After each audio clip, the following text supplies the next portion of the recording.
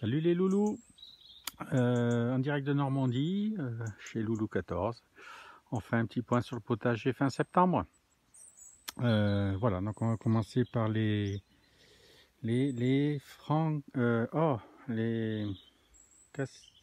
casseilles, voilà, qui est un croisement entre le cassis et la groseille. Donc voilà, ben ça continue, leur ascension continue, hein. Je rappelle qu'ils ont été plantés en mai, je crois, mai ou juin. Voilà. Ici, on a toujours nos framboises. Donc, deuxième production, hein, les framboises remontantes. Donc, ça produit en juin d'abord. Et ensuite, il y a une reproduction sur les pousses de l'année. En fait, en juin, c'est sur les anciennes pousses. Et puis maintenant, en septembre, c'est sur les... Enfin, c'est même fin septembre, là. C'est sur les tiges qui ont poussé cette année. Voilà, donc comme on peut voir, hein, il y en a des mûres. Enfin, demain, on va se ramasser un petit bol. Voilà, il y en a là, il y en a là. Voilà, donc on mange encore de la framboise en septembre, c'est sympa. Donc nous voilà dans le potager cette fois-ci. Enfin, celui-là qui est entouré d'un grillage pour les lapins. Donc avec nos poireaux. Bon, on n'en a pas mangé encore un, hein. On les laisse, pour l'instant ils vont bien. Là j'avais la rhubarbe que j'ai ramassée. On a fait quelques confitures encore. Et puis donc ben, les feuilles sont dessous, recouvertes de foin. Et on va passer l'hiver comme ça, tranquillou. Encore du poireau. Là on a de la salade que j'ai repiquée, ma salade d'hiver que j'avais semée, je sais pas, pour ceux qui me suivent, que je repique au fur et à mesure, avec des blettes qu'on voit là, qui sont en train de bien prendre apparemment. On verra si c'est trop tard, mais de toute façon j'en ai mis aussi dans la serre. On va varier les plaisirs, hein, pour avoir plus de réussite. Ça c'est des salades bonnes à manger aussi que j'avais repiquées, donc, qui sont là. Ici donc j'ai planté des épinards, mais qui commencent à sortir. Je sais pas si on le voit bien là, voilà. Il y a des lignes d'épinards là, qui sortent. Hop, voilà. Là ici donc j'avais tout ce qui était courgettes. Donc pareil, on a coupé, on a gardé sur place les feuilles, etc. et recouvert de foin. Donc ça va passer l'hiver gentiment. Encore des salades repiquées. La salade on en aura cette année, hein. Je sais pas jusqu'à quand, mais on va en avoir. Les brocolis, donc ils commencent, voilà, commencent à venir. Si on voit, donc je suis content parce qu'on en avait planté en juin, mais on s'est fait manger par la pierride, pour ceux qui me suivent. Donc j'en avais replanté un peu tard, mais bon, pour le chou je pense que c'est jamais trop tard. Donc on en a replanté et je les avais protégés par du filet à fraises. Et la pierride, je crois qu'elle pond, il pond trois fois dans la saison, juin, juillet et août. Donc normalement en septembre on ne va plus avoir de problème. Donc là on est fin septembre, donc j'ai enlevé les filets. Je surveille quand même évidemment. Ça serait couillon de se faire manger des choux une deuxième fois. Ici donc j'ai semé des radis. Voilà. Encore de la salade repiquée, hein. Donc j'ai divers stades de salade en fait, donc ça nous en permet d'en avoir tous les jours. Donc voilà ce qui reste de la salade que j'avais semée.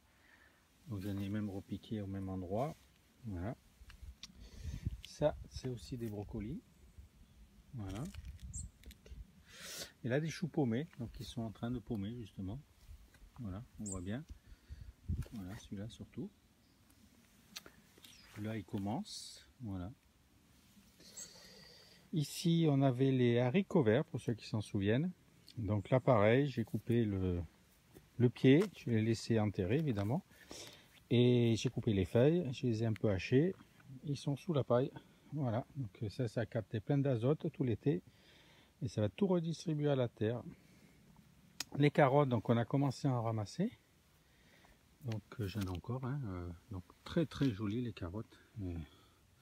Alors j'ai eu plusieurs formes. J'en ai eu des très très longues, très grosses, des biscornues, des... Bon, mais elles ont un fabuleux goût. C'est superbe, je suis content. Cette année les carottes, c'est superbe.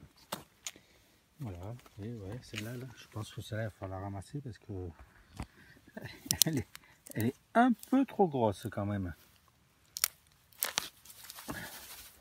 Voilà, donc celle-là, elle n'a pas poussé, elle doit être gênée par un caillou.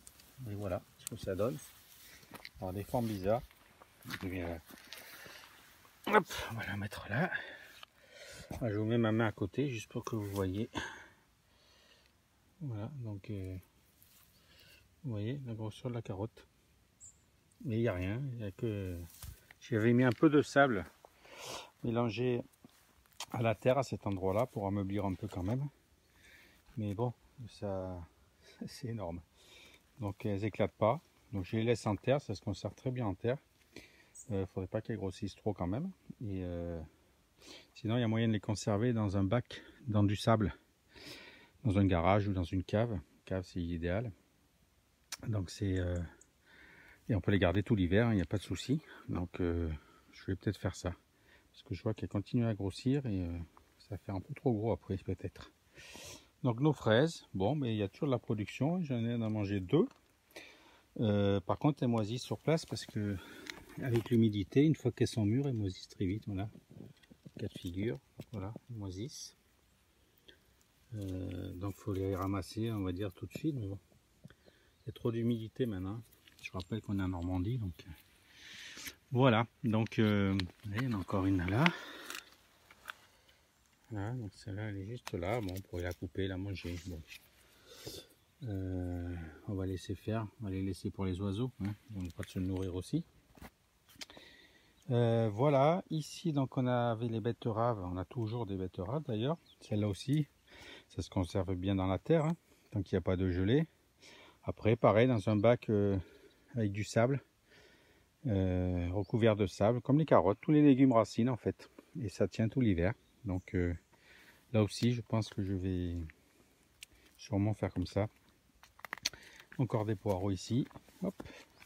Et là on a notre artichaut, donc on en a ramassé il y a 2 jours, une tête. Et puis là, il y en a 2 autres qui arrivent. Très bon d'ailleurs. Voilà, donc pour une première année, première plantation, on m'a dit que ça fournirait pas, mais bon, apparemment ça fournit. J'en ai même, tiens, mais je viens de voir, encore une qui pousse là. Donc ça fera 4 têtes quand même, mine de rien. Il y a quelques pucerons là, je sais pas si on voit. Voilà, il y en avait au début aussi, après c'est parti. Comme j'ai aussi pas mal de coccinelles, bon, on va leur laisser manger tranquillement les pucerons. Hein. Pas tout enlever non plus. Donc là, c'était mon agrandissement que je fais pour le printemps prochain, hein, avec des haricots que j'avais semés avant de faire l'agrandissement. Voilà, bon, qui ont été un peu abîmés par les lapins. Bon, il y a quand même des cosses là hein, qui arrivent. Voilà, donc je pense qu'on va quand même en avoir. Hein, voilà, ici, je sais pas si on voit tout ça là. Les cosses là. Voilà, donc la foi, ça pousse. On va laisser ça comme ça. Voilà. Donc là j'ai gagné quand même 15 mètres carrés environ. Voilà, donc on va voir comment on aménage ce coin, qu'est-ce qu'on va faire pousser ici. On aura tout l'hiver pour regarder ça au chaud. Ici donc j'ai ma mini lasagne. Donc pour ceux qui m'ont suivi, c'est mes navets, donc dans une jardinière en mini lasagne. Ben, ma foi ça se porte très bien comme vous pouvez le voir. Voilà, donc pour l'instant il n'y a pas de formation de navets je pense. C'est un peu tôt, mais voilà, ça a l'air de bien pousser quand même. Voilà. De retour dans la serre. Donc voilà, ici. Donc il y avait des radis que j'ai mangé. Là il en reste un, je sais pas. Ouais, celui-là. Bon, celui-là il est petit. Celui-là on va faire comme ça. C'était le dernier. Donc j'ai semé de la salade donc, qui vient de dehors. Celui-là, là, clic directement. Voilà. J'ai ressemé la salade là, j'en avais semé là il y a un moment. Donc ça pareil, elle est bonne à manger. Hein. Donc quand je vous dis qu'on a beaucoup de salade, si on n'en mange pas toutes, c'est pas bien grave. Ça nourrira aussi la terre de toute façon. Ici j'ai ressemé donc des blettes, donc qui ont bien prises là, ça y est. Elles avaient filé au départ, donc je les ai butées en fait. Légèrement butées là, j'ai remonté la terre au pied en fait. Et du coup, voilà. Je pense que je vais avoir de la blette d'ici un petit mois. En plus c'est dans la serre, donc c'est abrité, c'est impeccable. On verra dehors si c'est ce que ça donne, mais je pense au moins celle-là déjà. Là on a la mâche, donc pareil, qui est bonne à récolter. Hein. Donc on va se faire des petits saladiers de mâche. Et donc là j'ai mes fameux haricots nains, haricots Akos, etc. Alors pour l'instant ça commence, j'ai l'impression que ça commence à faire des fleurs.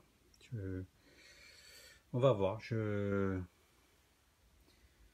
suis pas sûr du truc, hein, parce qu'ils ont filé eux, donc ils sont montés en hauteur, et là ils sont tous couchés en fait. Il y a même qui grimpent là-haut sur un fil, sachant que c'est des haricots à corse et pas des haricots à rame, donc c'est quand même étonnant.